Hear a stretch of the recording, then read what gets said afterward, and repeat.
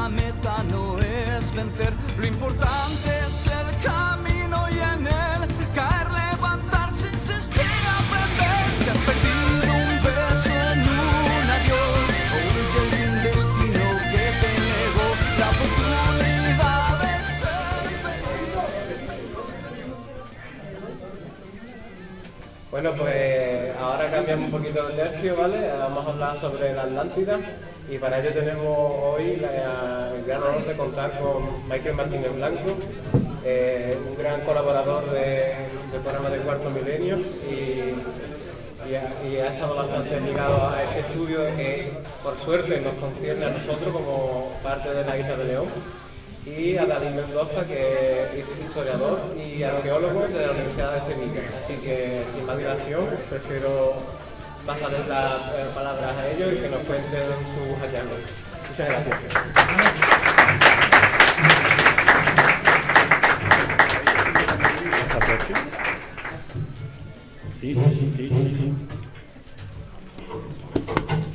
Bueno, pues muchas gracias. En primer lugar, decir que estamos encantados de estar aquí en San Fernando. Dentro de nuestros estudios, pues Cádiz es fundamental. Sevilla, Cádiz y Huelva, ¿no? Ese es el núcleo, el centro de la Atlántida, ¿no? Incluso tierra hacia adentro, ¿no? Y para nosotros es un honor, ¿no? Estar aquí y ver cómo está el ambiente, ¿no? Después del día de ayer, yo creo que incluso después de la ponencia del maestro Saldaña, yo creo que lo tenemos difícil, ¿no?, de asombrarnos, ¿no? Pero bueno, ante todo, muchísimas gracias por estar aquí. Pues, ¿qué tal? Muy buenas tardes, buenas noches ya. Me sumo al agradecimiento de Michael, del compañero.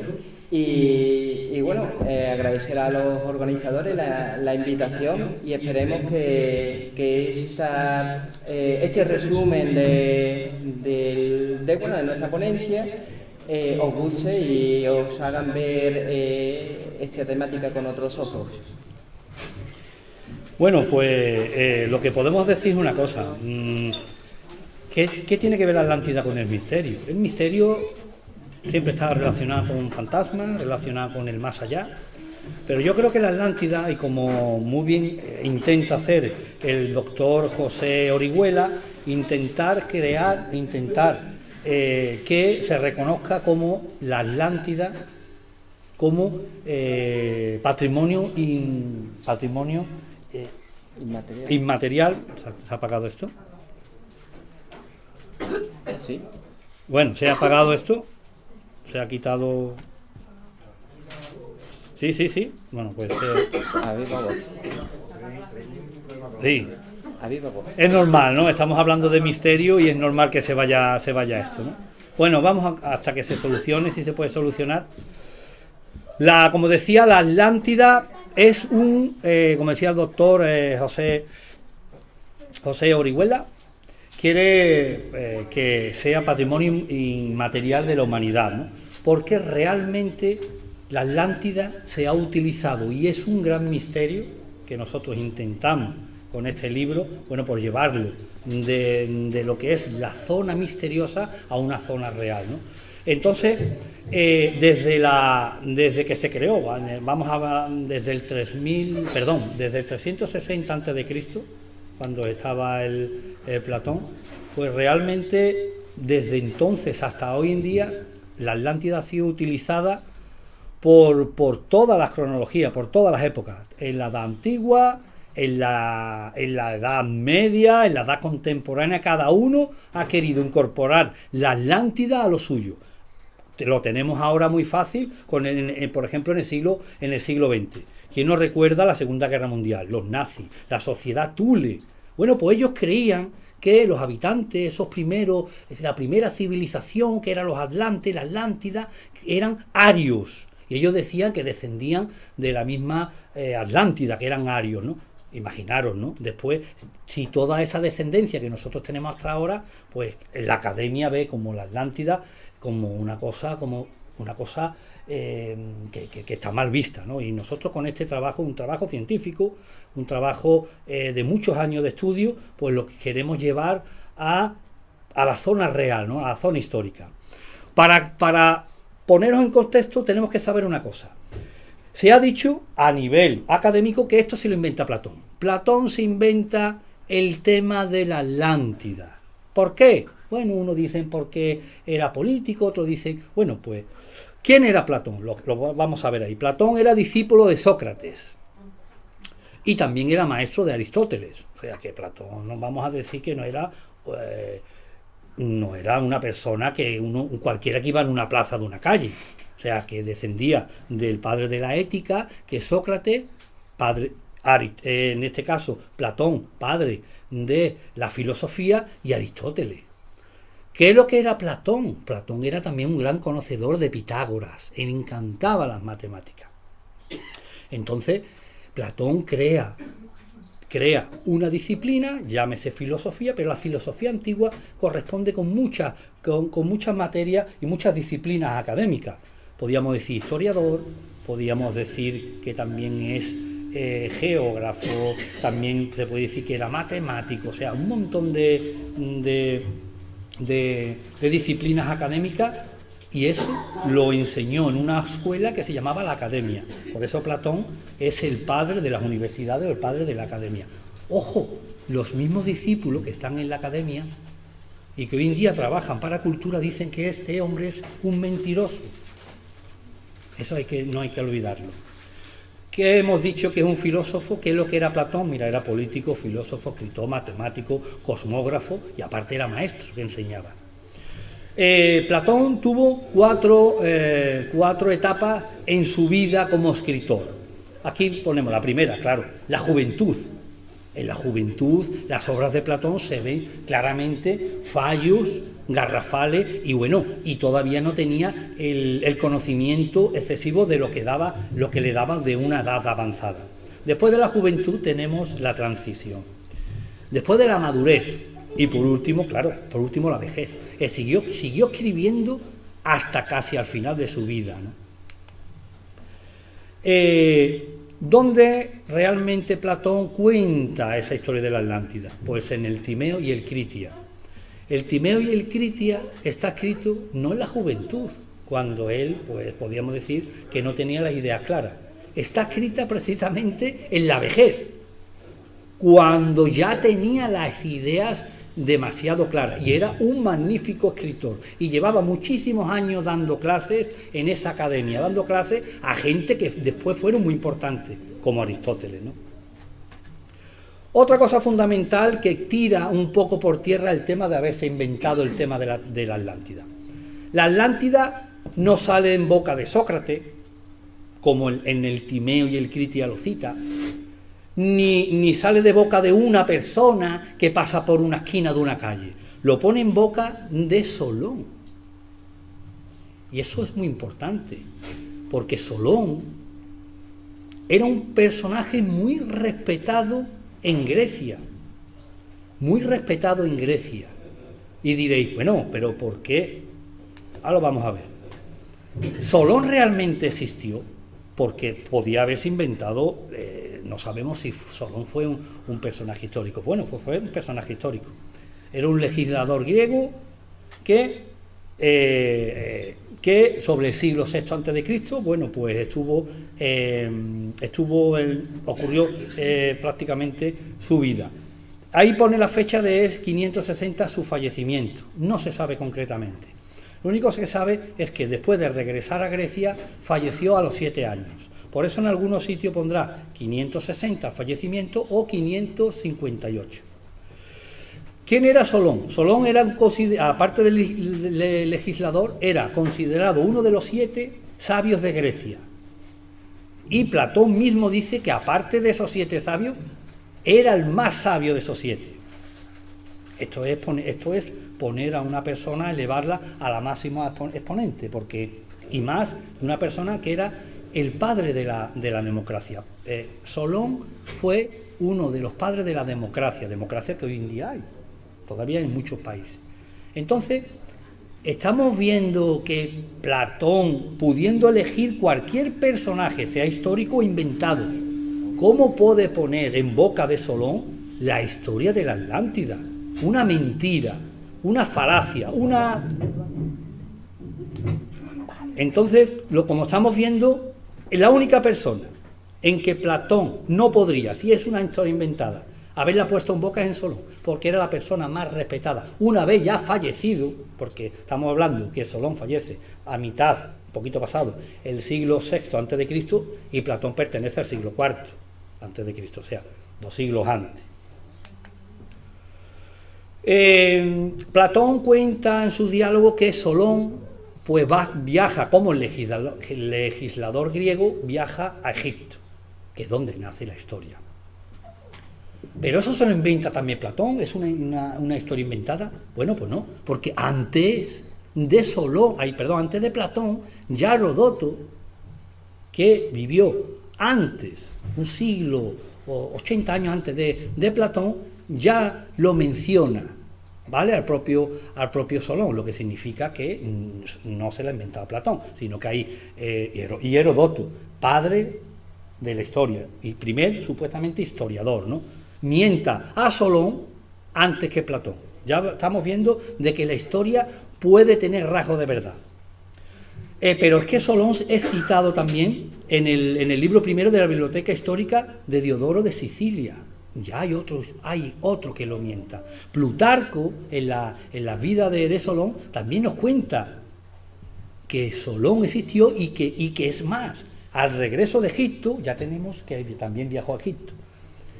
Es tanto la historia que le cuenta a esos sacerdotes egipcios, a Solón, de la historia de la Atlántida, que Plutarco dice que al regresar a Grecia tiene pensamiento de hacer un trabajo sobre la Atlántida. No lo pudo terminar porque cuando regresa Solón a Grecia, se encuentra Grecia en un estado, muchos problemas políticos, y entonces tiene que resolver esos problemas y, yo como he dicho antes, fallece se supone que a los 7 años de regresar. O sea, Solón nunca pudo escribir el tema de la Atlántida. Sí lo escribió Platón 2 siglos y pico después, ¿no? También tenemos a Proclo, que hace alusión al viaje que hizo a Egipto también. O sea, que ya tenemos que Solón lo mienta más personajes, ¿no? Además cuenta una historia como Crantor, que es filósofo y también era discípulo de Platón, que al leer esos diálogos, la palabra sería, se fascina por esa historia de la Atlántida. Y como sabe que realmente puede ser verdad, porque podemos decir, estamos aquí intentando descifrar si es verdad o mentira, pero él tiene que saberlo por sus propios ojos. Y Crantor va, ¿a dónde va? A Egipto. Y cuenta Proclo que efectivamente Crantor vio en unas estelas grabados, escritos, de esa historia que cuenta Platón, de una isla que se hunde y que es igual que la que describe Platón, pero con una salvedad. Crantor dice que Platón la embellece. Y eso es muy importante, el embellecer. Hay que decir que a mitad del siglo VI, cuando viaja Solón a Egipto, la capital es Sais, ¿vale? Porque el imperio de Egipto está dividido en Egipto Bajo, un montón de cronología, pero la capital se va trasladando dependiendo los faraones, ¿no? Bueno, pues a mitad del siglo VI, la capital de Egipto es Sais. Es una ciudad en el delta del Nilo, una ciudad donde tenía un puerto y podían venir perfectamente los barcos de toda la parte del Mediterráneo. Por si fuera poco, el mismo Platón, sabiendo que a lo mejor estaríamos nosotros hoy en día aquí, diciendo si era verdad esa historia, lo deja bastante escrito en el Timeo y el Critias. O sea, no solamente lo dice en un párrafo y ya está, no, lo dice bastantes veces de lo que está escribiendo o contando es verdad. Por ejemplo, he puesto varios. En el Timeo 20D dice: escucha entonces Sócrates un relato muy extraño, pero absolutamente verdadero. tal como en una ocasión lo relataba Solón. ¿Sí?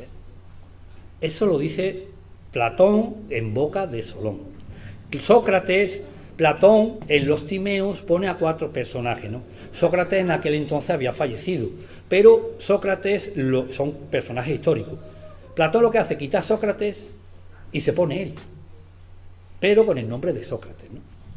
También lo podemos ver en el Timeo de decía Solón y cómo y de quiénes le había escuchado como algo verdadero. Otra vez dice que la historia de la Atlántida es verdadera. En el Timeo 26e dice: el que no sea una fábula ficticia, sino una historia verdadera, es algo muy importante. O sea, estamos viendo que se empeña el propio Platón decir que lo que va a contar no es una historia inventada. Eso sí, como decía Cranto, embellecida. Luego veremos por qué.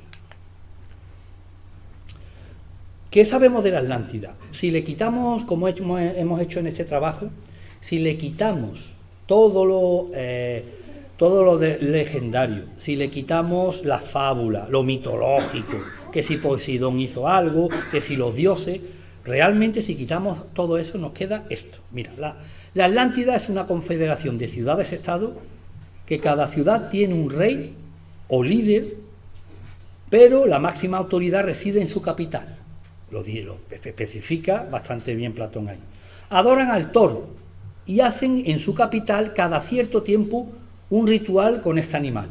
Platón especifica que en la capital de la Atlántida, cada 5 años y 6 años consecutivamente, como unos Juegos Olímpicos, exactamente igual, se reúnen los reyes y su delegación en la capital de esa supuesta Atlántida. Y lo que hacen son juegos y ritos. Y especifica qué rito es.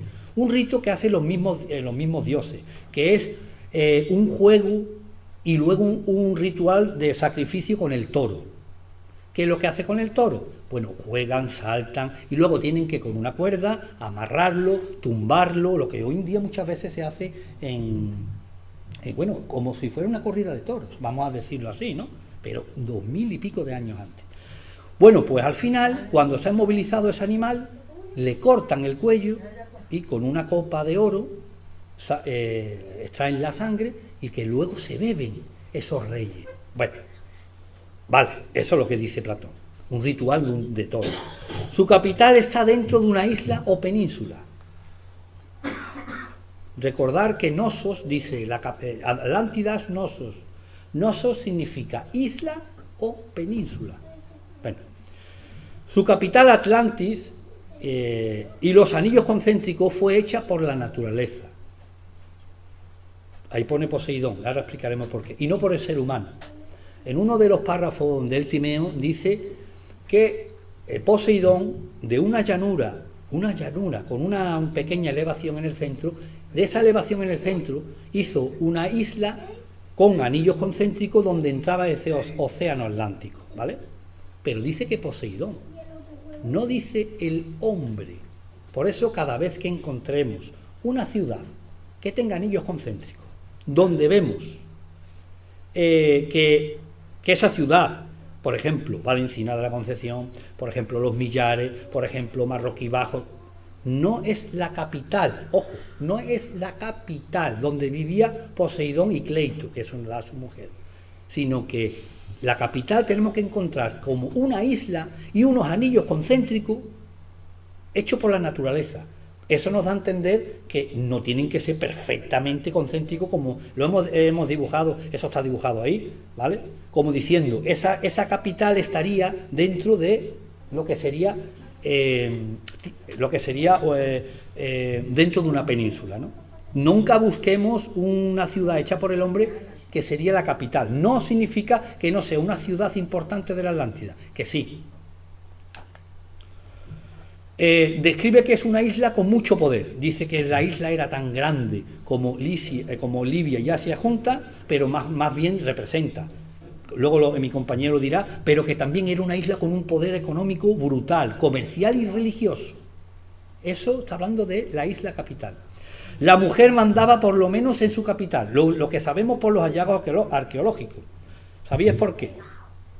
Porque Platón especifica muy bien que a Atlas, el primer hijo el primer hijo del matrimonio de Poseidón y Cleitu, ese tuvo 5 pares de gemelos, lo que son 10 hijos, y resulta que el primero se llamó Atlas, por eso se llama Atlántida, ¿no?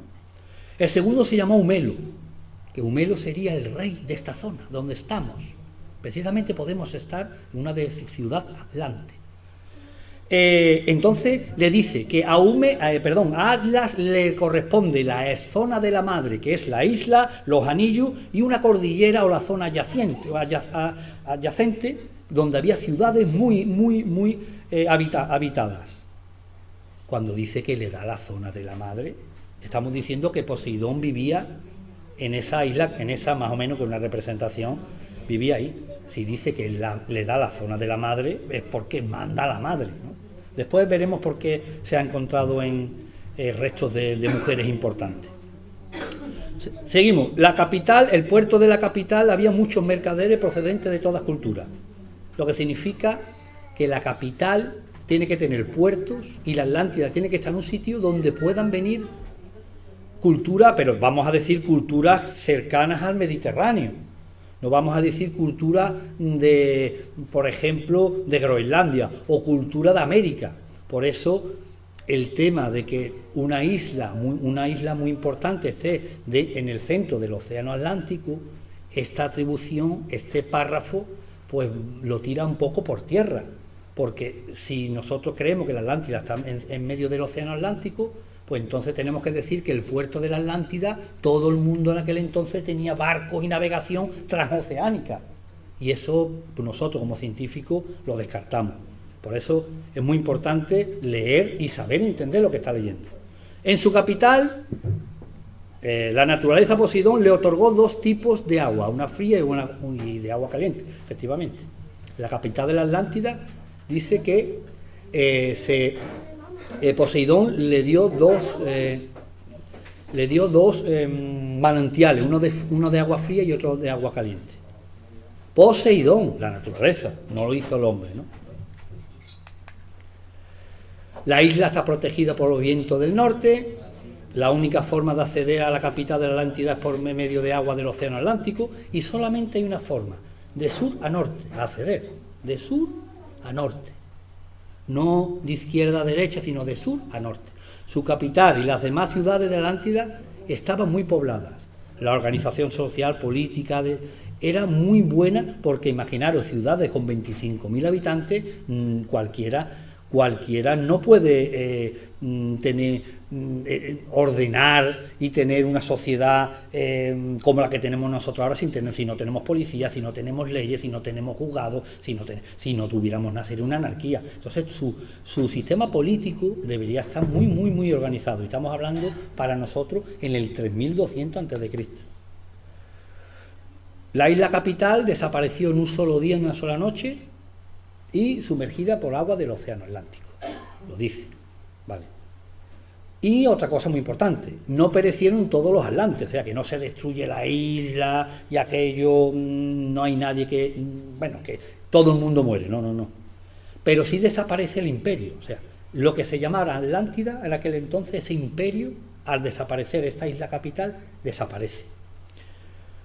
Y por supuesto tenía que ser una cultura de metales, porque decía que tenían metales, no puede ser, por ejemplo, neolítico o paleolítico. Bueno, y ahora voy a dejar un poco también a mi compañero. Bueno, pues una vez conocido la historia de Platón, narrada por Michael, ¿no? Cuando Michael me la contó a mí, yo vengo del ámbito académico, ya sabéis cómo es el ámbito académico, sobre determinados temas, ¿no? Pues muy reacio a hablar de Atlántida, a no ser que sea de filosofía, pero en el mundo de la arqueología, pues es un tabú prácticamente. Esto nos ha llevado a tener pies de plomo para argumentar estas cosas. Cuando Michael me cuenta la historia, hacemos el equipo y tal, empezamos a investigar todos los puntos para darle esa luz a la capital de la que aludía a Platón.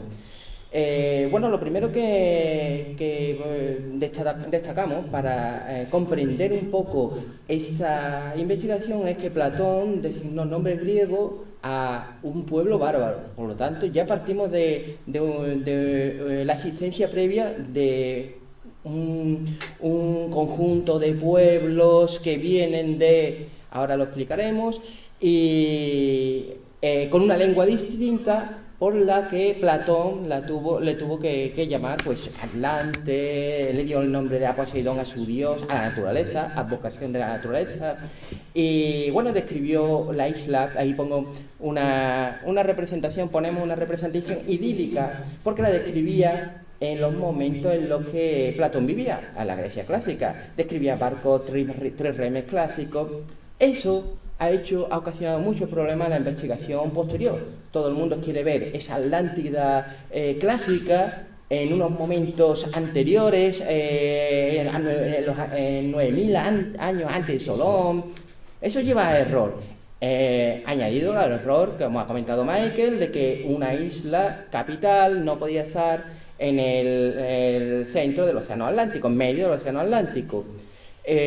Por la sencilla razón de la navegación, bueno, nos lleva a buscar, a leer, a interpretar a otros autores que han tratado estos temas, sobre todo la ubicación de la Atlántida en distintos lugares. Y bueno, pues partiendo de esta premisa, vamos descartando lo que otros investigadores que hacen muy bien su trabajo, pero por culpa de ya lo que he comentado, de esos nombres griegos o ese estrecho, como veremos ahora, pues parten de el mapa, ¿no? Pues no lo encuentran bien el mapa, están equivocados y no, entonces tenemos que buscarlo en otro sitio. Nosotros vamos a hablar, si quitamos el nombre de Atlántida, vemos imperio calcolítico. Ya nos estamos centrando, ya ahí rozamos ya ese tabú de la universidad, donde en el calcolítico iba todo el mundo con taparrabos, las construcciones eran de 4 chozas y bueno, nosotros hemos investigado, hemos encontrado una ingeniería increíble en toda esta zona, precisamente el sur de Andalucía, y bueno, pues va más allá de lo que la universidad quería transmitir. Entonces, pues partimos desde un calcolítico con una serie de pueblos, de poblados, de núcleos que hemos investigado. No hemos podido profundizar más por falta de tiempo material, ¿no?, para nuestra investigación. Pero bueno, ¿qué es lo que tienen en común estos pueblos y por lo que se le puede denominar por definición imperio, ¿no? Pues esa cohesión política, esa religión, esa cultura, ese conjunto, la existencia de la navegación, probada con datación de carbono 14 en Laja Alta, por ejemplo, la existencia de ganadería, la rueda, muy importante, el torno, claro. Toda la universidad se centra en que todos estos elementos, incluso la escritura, ya la trajeron los fenicios. Pero nosotros aquí hemos dado que no, que estaba en la península ibérica mucho antes de la llegada de los fenicios, 2000 años antes. Vemos esas conexiones de lo que es la historia, la arqueología, con el relato del Platón. Y bueno, y tenemos que citar aquí algo partiendo desde fuera, ¿no? Para señalar ese mapa, ¿no?, de dónde tenían que buscar al Atlántico, desde fuera, ¿no? ¿De dónde? De fuera del Mediterráneo. Porque ya descartamos la isla de Tera, descartamos otros estrechos dentro del Mediterráneo y tenemos que descartar también el estrecho de Gibraltar. Recordad lo que ha dicho Mike, que la isla era mayor que Asia y Libia juntos, ahora lo veremos.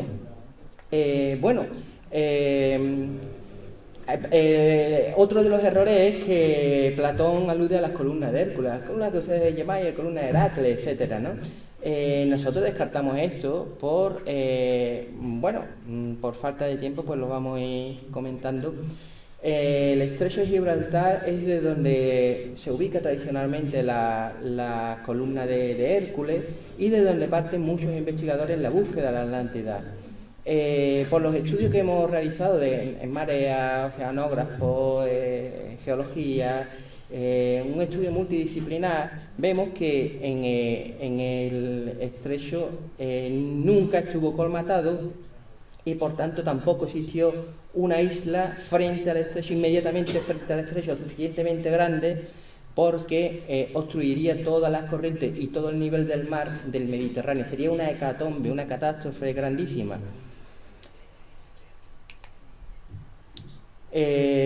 Por ello tenemos que descartar el estrecho de Gibraltar. De hecho, también uno de los puntos que lo descartamos es por la distancia. Tiene unos 15 kilómetros de ancho, ¿no? Prácticamente, ¿no?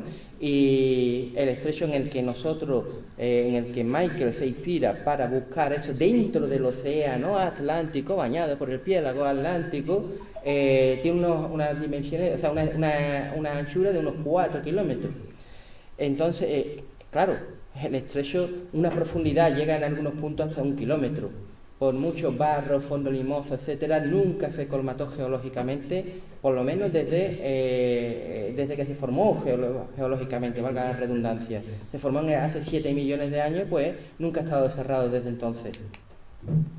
Esta es digamos el boceto que nosotros hacemos, donde aquí vemos también a Cádiz, que es donde estamos, vemos Huelva y vemos, bueno, pues el estrecho de Coria, entre Coria y Dos Hermanas, y a unos 50 estadios, unos 9 kilómetros, 9-10 kilómetros, según el tipo de estadio que había, pues cada ciudad-estado, pues mantenía unas dimensiones distintas de los estadios.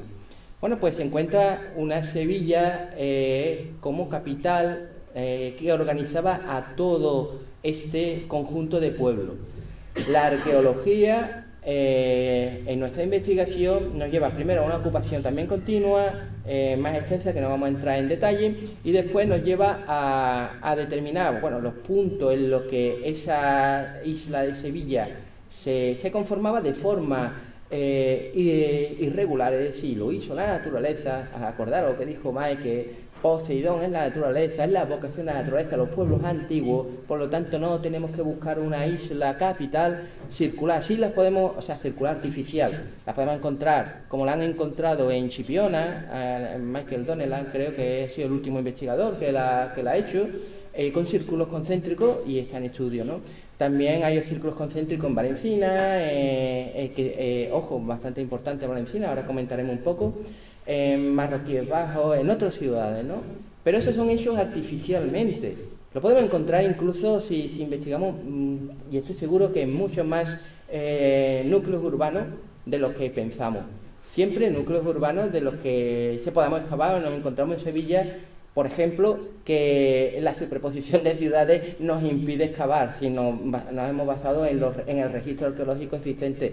Y gracias a eso, ¿no? Y gracias a interpretaciones como la nuestra, porque si no caería en el olvido y nunca se saldría a la luz esta información. Por ejemplo, ¿cómo hemos llegado a determinar una ensenada ahí bañada por el océano Atlántico? Bueno, la ensenada es que cuando hacen las intervenciones arqueológicas... La ensenada, ¿vale? Sería todo esto.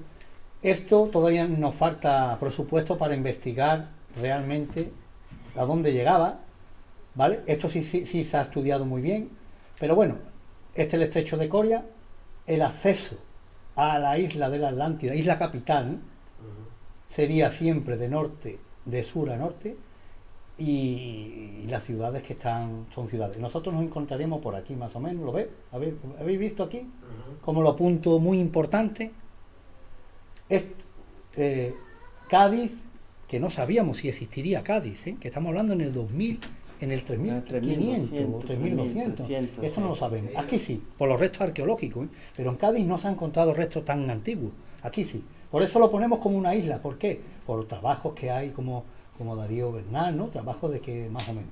Pero bueno, eso es un mapa ilustrativo, no es un mapa científico, ¿no?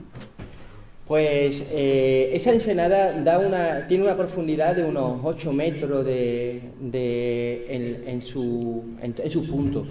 Esa anchura del estrecho de Coria tiene unos 4 kilómetros. Y la isla, bueno, una isla sedimentaria, chiquitita, de 1 kilómetro por a lo mejor por 2 prácticamente, según los puntos que marcamos en la investigación, norte, sur, este, oeste, con esos puntos datados por cronología absoluta, por lo tanto ya descartamos lo que dicen otros colegas arqueólogos de que aquí no había nada antes de los fenicios, pues ya tenemos ahí la prueba que sí. Y bueno, y toda esa conjunto cultural de elementos que hemos determinado. ¿Qué es lo que compone, cómo se compone esa isla capital? Se compone de al oeste, la cordillera del Aljarafe. Yo lo pasaba, perdón. Ahí va. Esto sería el Aljarafe. Al este tenemos la del Alcor. En el norte, la Sierra Norte, por donde desembocaría el actual río de Guadalquivir, pero en aquella época desembocaría más o menos por ahí. Y al sur tenemos lo que es la salida al mar, al océano Atlántico, por el estrecho de Coria, hasta toda esa zona de Cádiz. Vemos prácticamente que hay unas conexiones increíbles con el relato de Platón. ¿Por qué aparecen, nos tenemos que hacer un montón de preguntas, ¿por qué aparecen círculos, ciudades con círculos artificiales?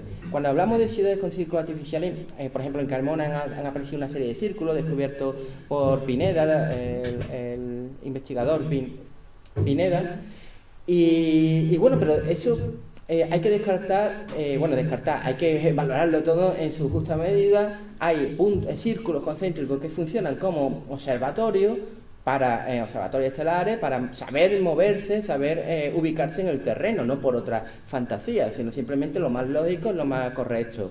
Y después las ciudades colindantes, como por ejemplo Valencia de la Concepción, Chipiona, Arca de Guadaira, Marroquíes Bajos, pues emularían a la ciudad, porque lo que se plasma desde el Calcolítico hasta prácticamente el siglo I después de Cristo es el cielo, el orbe celeste plasmado en la tierra y por ello en la fundación de una ciudad.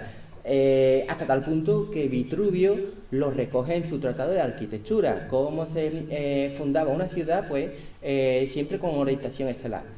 ¿Qué es lo que vemos aquí? Que desde los puntos más altos, desde la cordillera, cualquiera de las dos cordilleras, formaciones montañosas, veríamos una imagen que emularía esos círculos concéntricos que por otro lado está basado también no solo en la concepción astral, sino en la concepción simbólica y ritual que mantenían este tipo de cultura. Pero te quiero decir una cosa. Voy a quitar.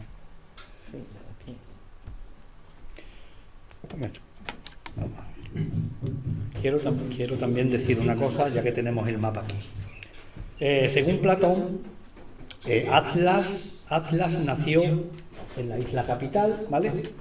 Donde en esa isla capital estaban los templos de Poseidón y Cleito. Cleito era una mortal que se casó con Poseidón. Platón cuenta cómo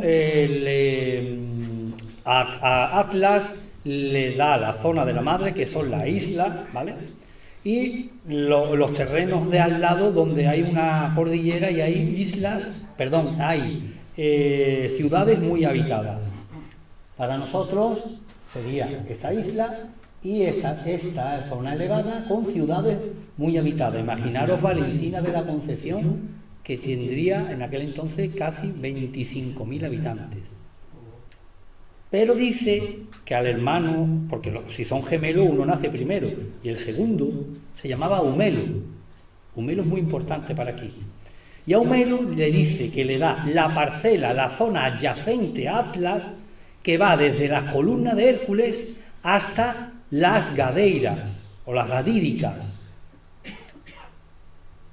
Nosotros hemos descartado en el libro, que en el libro lo pone bien, ahí hemos traído algunos ejemplares por si alguien se los quiere llevar. Nosotros descartamos el estrecho de Gibraltar por estudios académicos, científicos y con pruebas reales de que en el Golfo de Cádiz no pudo estar esa isla, pero eso está en el libro.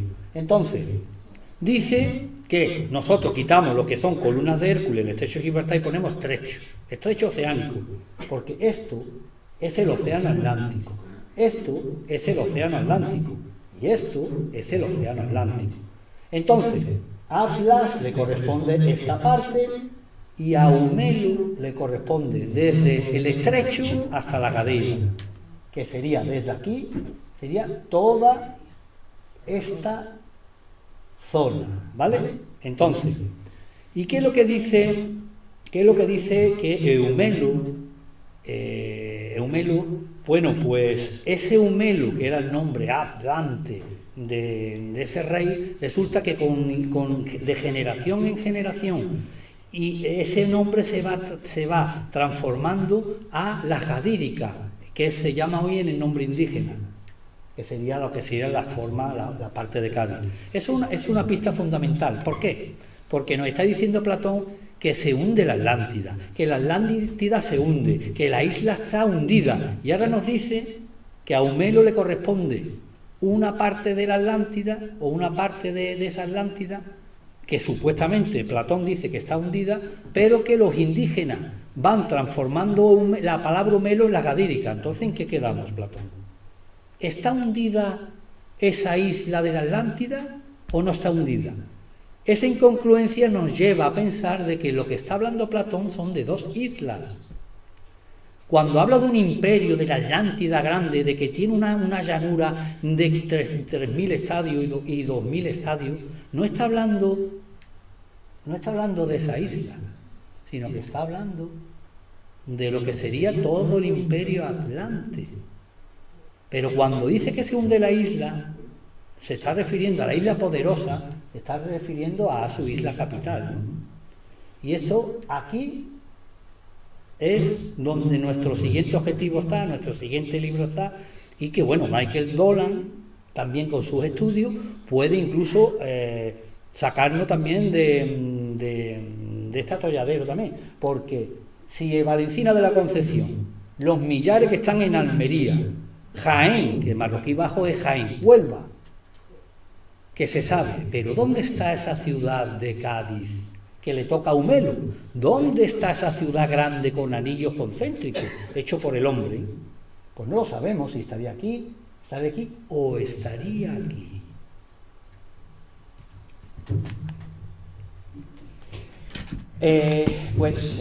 Claro, tenemos que seguir investigando y bueno, voy a ir pasando un poco rápido. Aquí tenemos una recreación del mapa de Anaximandro, donde vemos cómo concebía el mundo antiguo conocido.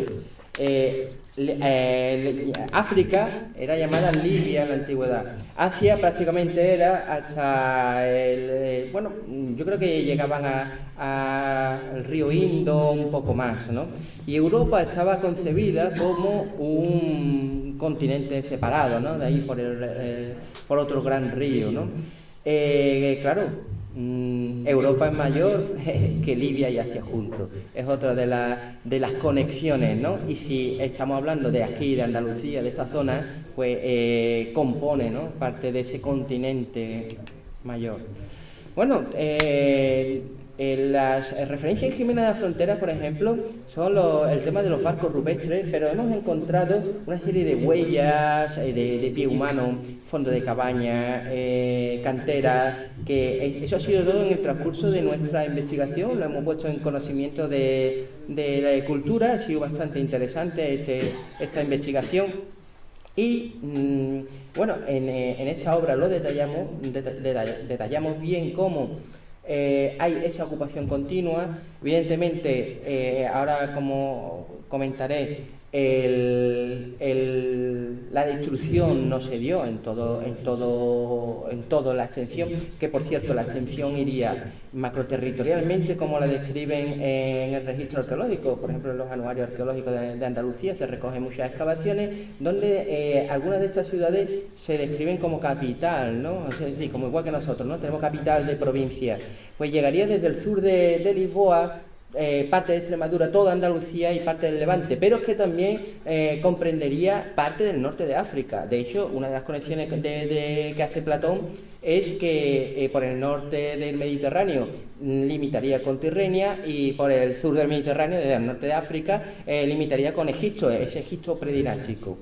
Pero para pasar al norte de África necesitan barco y las pruebas las hemos encontrado en Jimena de la Frontera. Gracias a esta investigación que hemos aportado una serie de barcos rupestres que complementan a los de Laja Alta, podemos ya confirmar que los de Laja Alta no son una falsificación, porque los detractores de Laja Alta decían que era una falsificación al no encontrar paralelo, aunque esté datado con el carbono 14. Sin embargo, dice, no, puede estar datado con el carbono 14 por otros factores, igual que le sucede a la Sábana Santa, ¿no? que si le afectó un incendio, pues la datación varía, pues con los incendios que ha pasado por esa época, pues en las altas pues no correspondería.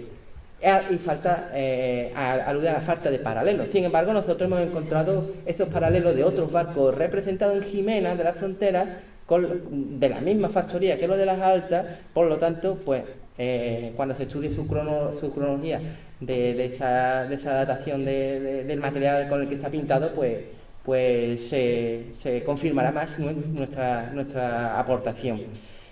Carmona, estos son los que hemos elegido así prácticamente. Carmona por esos círculos concéntricos que aparece también a modo de observadores estelares, por ejemplo, ¿no? Para ubicar direcciones. Y Valencina, que Valencina estaría dividida en la zona industrial, unas 200 y pico hectáreas, zona de necrópolis, otras 200 y pico hectáreas, y el resto de población, así, otras 200 y pico hectáreas. Estamos hablando de 700 y pico de hectáreas, con unos canales circulares que el Instituto Arqueológico Alemán está investigando. Ellos no buscan la Atlántida, ellos están investigando de forma arqueológica. Y han pasado georradas y han visto unos canales con unos 9 metros de anchura y unos 9 o 10 metros de profundidad. Estamos viendo que en Valencina hay unos canales artificiales a una altura considerable, lo que implicaría esa ingeniería hidráulica importante, por eso es más avanzado de la época, de lo que la universidad nos dice, como argumenté al principio, para llevar ese agua ahí, porque tenía una función defensiva, como un foso defensivo también, pero ¿qué tipo de agua llevaba? Porque los pozos que se han encontrado en la zona industrial de Valencina, por ejemplo, es para recoger agua de lluvia. Ahí llevaba agua salada, el agua del océano Atlántico. ¿Y cuál era la función? Una de las funciones que le damos nosotros, una hipótesis que le damos nosotros a esos círculos llenos de agua, extracción de sal. Porque la sal era la moneda de cambio. Eso es, lo marcamos perfecto en nuestra investigación, porque hay paralelo de que la sal se extrae incluso hasta hoy día. En el término municipal de Utrera, no sé si lo conocéis, está el yacimiento de Salpenza, que estuvo activo en la explotación de sal hasta la plena Edad Media, y aún hay más. El yacimiento de la salina de Valcargado, también en el término municipal de Utrera se sigue explotando la extracción de sal con el método romano, es decir, en 2000 años mantiene un método de extracción más cómodo basado en pilastras de salazones y evaporación. Estamos hablando de Utrera, que está ahí a 150 kilómetros del mar. En aquella época, influye varios factores, pero la sal era la moneda, el oro blanco, ¿no? Moneda con la que se pagaba. Ahí hay algunas imágenes de los lugares donde hemos encontrado el abrigo, donde hemos encontrado las pinturas rupestres, zona de extracción de material circulares, ¿no? Si no conocían la rueda, como dicen algunos, porque conocen la aritmética. Lo de Laja Alta, algunos barcos de unas representaciones de Laja Alta. Carmona también tiene en el túmulo de la Motilla del Caudete, curiosamente está rodeado de un foso que da al sur al Valle del Cordobone. Entonces, y aquí están los puntos, los círculos, no sé si se vaya. Aquí. Los círculos descubiertos por Pineda, Manuel Ruiz Pineda, que es como, bueno, ya está destrozado todo, aquí hay el campo de fútbol y por aquí hay mucho más restos de cantera y de observatorio arqueológico datado pues prácticamente del mismo periodo. La importancia de la navegación, que la vemos en Valencina, para desplazarse no solo por vía fluvial, sino marítima.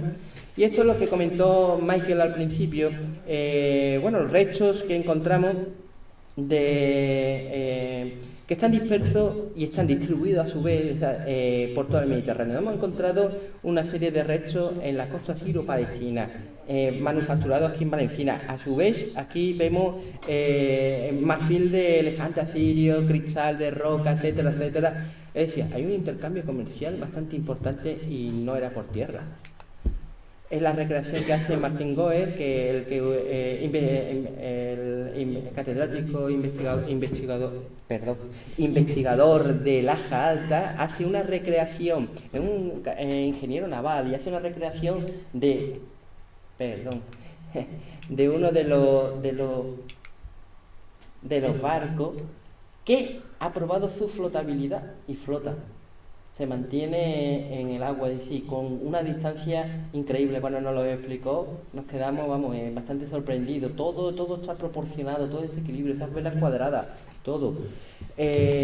Bueno, en Sevilla capital hay algunos restos que si vais por allí, en la puerta de Jerez, por ejemplo, los aparcamientos abajo del todo, se ha querido mantener eso, abajo del todo, estamos hablando de unos 15 metros de profundidad, prácticamente, en los dos niveles de aparcamiento, se han descubierto estos hornos, entre otros puntos, ¿no? Y bueno, ¿qué es lo que acabó con el tsunami? Que acabó con la isla capital. Se tiene constancia por el investigador Juan Antonio Morales, geólogo, catedrático en geología, de una serie de tsunamis que entre ellos donde destaca uno que nos marca un momento, o sea, una fecha exacta, el 2200 prácticamente, nos marca que es el cambio al bronce, que es el cambio por lo general, ¿no? Lo que se establece del calcolítico al bronce.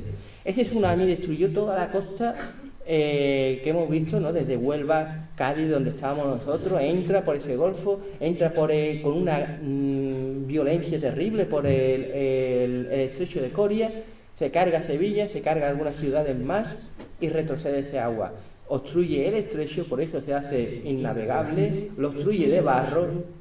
Y en 1000 años después, el río que hemos visto que desembocaba en la Sierra Norte, se configura, en esos 1000 años se desconfigura poquito a poco, es una zona que no puede habitar nadie, y en 1000 años desemboca en Coria del Río. Y después hace falta otros 1000 años para que desemboque prácticamente a donde lo hace hoy. Es decir, que no es en una noche y un día, claro, el desastre llega y se carga la capital, cae el núcleo, ¿no? La cabeza de la serpiente, y el resto del imperio empiezan a huir, la gente ya pues no sabe lo que hacer, y con otros pueblos guerreros que están ahí a las puertas de esta extensión macroterritorial. ¿Qué es lo que hacen esos pueblos? Bueno, ya pues se desfragmenta el imperio, y esa ha sido una de las causas, bueno, pero no en un día y en una noche cae todo en la Atlántida, cae la capital, como he comentado, y eso es lo que produce la desfragmentación y la derrota. De hecho, en Etiopía se tienen restos bueno, nosotros presentamos una serie de pruebas de epigrafía, epigrafía reciente, pero griega y romana, que aluden a pobladores de la Atlántida. Y curiosamente Etiopía es un punto bastante importante también a tener en cuenta. Y poco más. Pon el mapa. Vale. Vamos. El tsunami está recogido científicamente con pruebas. Ya la última fecha que dieron fueron en 2200 por Antonio Rodríguez, ¿vale? Antonio Rodríguez Ramírez, que lo prueba dentro de Doñana. Aparece una fecha lituriana en el 2200. Bueno, eso vamos a decir 2000 es el 2200 y se produce un tsunami, o sea, un maremoto, no sabemos dónde, pero en el Golfo de Cádiz. ¿Qué es lo que pasa en el Golfo de Cádiz? Porque el maremoto que se produce en el terremoto de Lisboa en 1717, si no recuerdo bien. 1753, ¿es de Lisboa? ¿El de Lisboa? 1753. El 1 del 53, me parece que era el 17. Bueno, resulta que está por aquí, por el Cabo de San Vicente. Y llega el tsunami a zona costera. Incluso en Sevilla el terremoto hace efecto y se caen varias torres de iglesia. Pero cuando hablamos de tsunamis de agua, se produce en el 2200, no sabemos el epicentro. Imaginaros las olas, cómo destruyen lo que es Huelva, toda la zona esta, toda la zona de Chipiona, todos estos núcleos que vemos nosotros, donde estamos nosotros ahora, entraría por aquí, por aquí. Pero aquí en el mapa no lo hemos puesto, pero aquí en esta zona estaría Hinojos. Bueno, por el plan Hinojos, donde hay muchos científicos, entre Sebastián Celestino, este geógrafo muy bueno, que es el número 1. Sí, está aquí, ¿no? Bueno, el asentamiento estaría costero. Bueno, pues ese asentamiento está constatado de que fue destruido en el 2000, sobre el 2000, 2200, por un tsunami. Aquí. O sea que en el 2200 llega un tsunami aquí. Está comprobado científicamente. ¿Ustedes creéis que el tsunami no entra aquí dentro? ¿Hay algún científico, si este mapa es verdadero, hay algún científico que diga que el tsunami se para aquí? O sea, en el agua se para. No. El tsunami entraría por el estrecho de Coria multiplicado por 2. ¿Y qué es lo que haría? Barrería todo esto. Pero no estas ciudades, no las barrería, porque está en una zona elevada. Hacia Sevilla solo se puede hacer de línea recta desde Cádiz. Desde Cádiz. Si tú vienes de Huelva, baja la cuesta de Castilleja. Si vienes de Málaga, tienes que bajar la cuesta de Alcalá de Guadaira. Y si vienes del norte, vas bajando continuamente desde Gerena, desde la Pajanosa, vas bajando a Sevilla. La única manera de entrar a Sevilla, como decía Platón, la única manera de entrar a Sevilla hoy en día plano, sería desde Jerez, sería la Nacional Cuarta. Bueno, esto, Valencina de la Concepción sobreviviría, pero esta zona no. ¿Qué es lo que pasa con Valencina de la Concepción y aquí? Que los que venían en barcos, vamos a decir los antiguos egipcios, todas las culturas del Mediterráneo que entraban, porque en Valencina de la Concepción, con lo que se ha encontrado arqueológicamente, hay muchos restos arqueológicos que son de fuera de Europa, tenían que traerlo en barco, porque por aquí, desde aquí a África, creo yo que no hay ningún puente en aquella época. Tienen que traerlo en barco.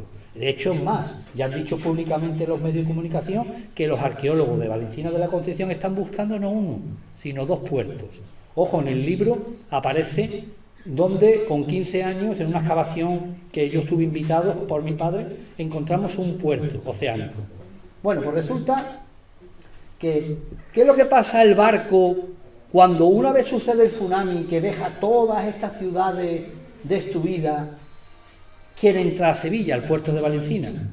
Yo pregunto, viene un barco por aquí y cuando quiere entrar aquí, ¿qué es lo que pasa? Pues no hay nada, lo que hay es barro, porque el tsunami, una vez que entra hacia arriba, al retroceder, toda la materia árido y todos los detritus y todo, se lo lleva para acá. ¿Qué es lo que se encuentra? Pues que no pueden llegar. ¿Qué es lo que hacen estos barcos egipcios? Se van para atrás. ¿Y qué historia? Cuando llegan a casa, ¿qué historia cuentan?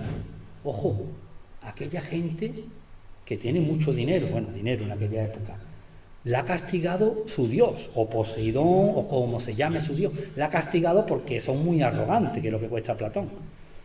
Y donde estaba la isla de la Atlántida, dice, no, por allí no se puede navegar. Como dice, es infranqueable, intransitable. ¿Por qué? Porque no hemos podido llegar aquí, a los puertos. Y esa historia se queda como la de la Atlántida. Es más, aquí en esta zona, a partir de 2200 no hay ningún resto arqueológico, hasta la llegada de los fenicios. No hay ningún resto arqueológico. ¿Por qué aquí no hay, una vez que ya se ha como dice, ya a partir de entonces esto se queda enfangado y aquí ya el océano empieza a partir de aquí y este río, poquito a poco, por estas islas, se va encontrando y va haciendo el río Guadalquivir y después poquito a poco se va hasta Sanlúcar Barrameda. ¿Por qué no hay nadie, por ejemplo, en Brenes? ¿Por qué no hay resto arqueológico en Brenes del bronce? No hay, señores, no hay resto arqueológico hasta la llegada de los fenicios. ¿Por qué? Porque esto era un barrizal y no era donde se podía habitar. Lo que dice Platón, en el mismo siglo VI a.C., aquello es impracticable, infranqueable. ¿Y qué es lo que hacen los fenicios? Cuando llegan los fenicios, pues ven y dice, bueno, vamos, ya Valencina no existe, porque Valencina de la Concepción fue abandonada en el 2200. ¿Por qué abandonan Valencina de la Concepción en el 2200? Si se destruye todo esto, todas estas ciudades, ¿por qué la abandonan? No hay explicación científica, ¿eh? No hay ninguna explicación científica hasta hoy en día de por qué 25.000 personas abandonan esa ciudad. Pero a 500 kilómetros, en lo que sería Almería, está una ciudad que se llama Los Millares, porque la abandonan en el 2200 también. ¿Por qué? Si ahí no llega el tsunami, pues muy fácil, porque su capital, sus reyes, porque aquí lo que nosotros decimos es que aquí los que vivían era Poseidón y su mujer. ¿Quién era Poseidón y su mujer? Pues los dioses, que serían los jerarcas, los que mandaban más, los sacerdotes, las sacerdotisas, todos los que mandaban estaban aquí en esta isla. Cuando llegó el tsunami se lo llevó por delante. Y en Valencina de la Concepción, que no se han encontrado cabañas grandísimas, ni grandes objetos importantes en las cabañas, los que vivían eran los orfebres, los ganaderos, los agricultores, los trabajadores. En Valencina de la Concepción eran los trabajadores. Y esos trabajadores, sin ninguna ley, sin nada, pues tuvieron que irse. Ojo, y cuando se fueron, no se sabe dónde se fueron esas personas, ¿eh? No se sabe dónde se fueron esas personas. Así que hasta hoy en día es un misterio, más que la Atlántida es dónde se fueron estas personas. 25.000, 20.000 habitantes, 15.000 de los millares. El calcolítico, la edad del cobre, termina en el 2200. ¿Esas personas dónde se van?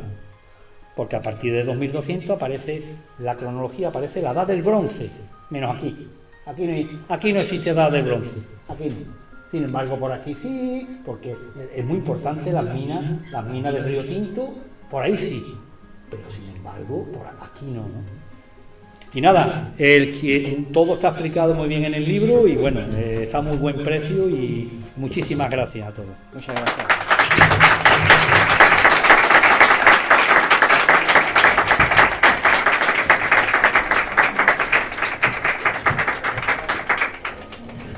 Nada, vamos a dar las gracias a Michael y a Mendoza por el tema de vuestra ponencia y vamos a dar entrega cuando salga muy buena letra.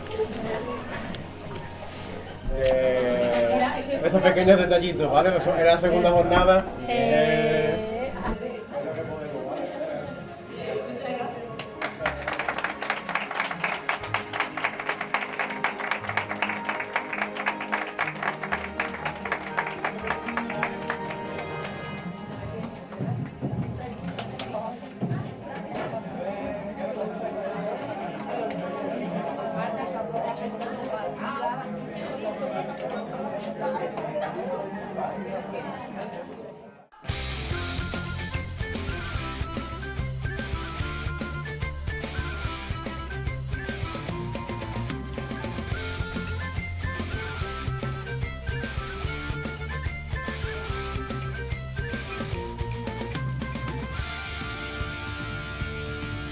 Si has perdido el rumbo, escúchame. Llegar a la meta no es vencer. Lo importante